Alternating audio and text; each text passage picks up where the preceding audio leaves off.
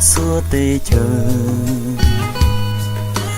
con bao xua gầu mong nhớ thùng con tu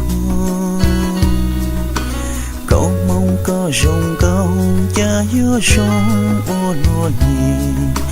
ô cô xe yan chi chỉ có chỉ thua cậu mong luôn si tao si lù hình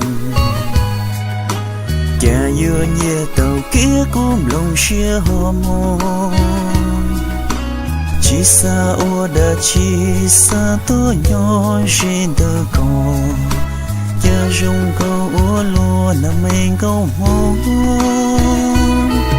bà tới bà tự sơ sinh ta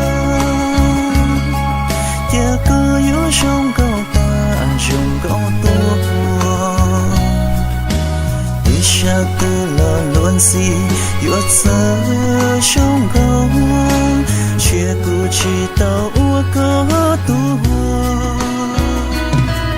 và trong ban đông từ xa của ta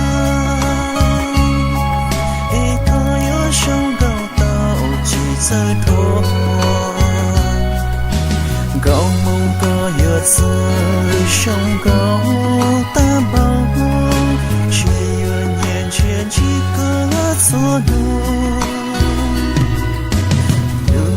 trâu kia lớn gió gió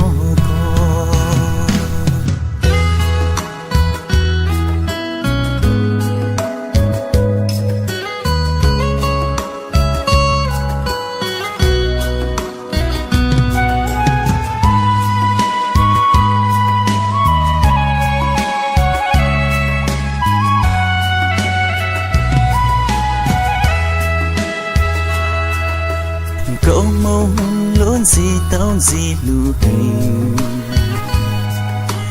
cha yêu nhẹ tàu kia cũng lòng chia hoa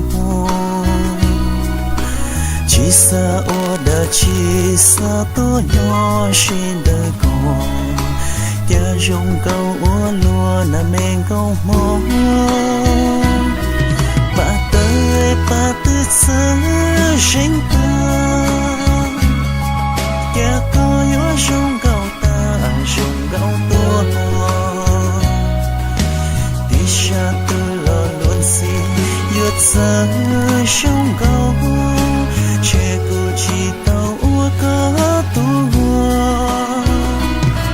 mà trong ban đông từ xa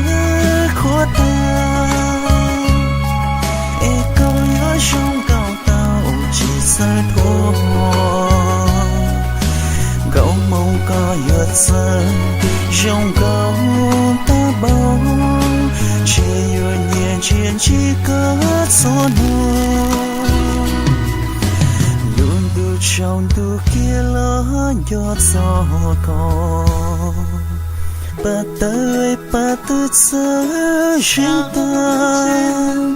mình không mong có trong câu chỉ rơi ta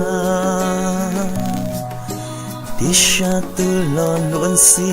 yếu giờ trong câu đâu mong ly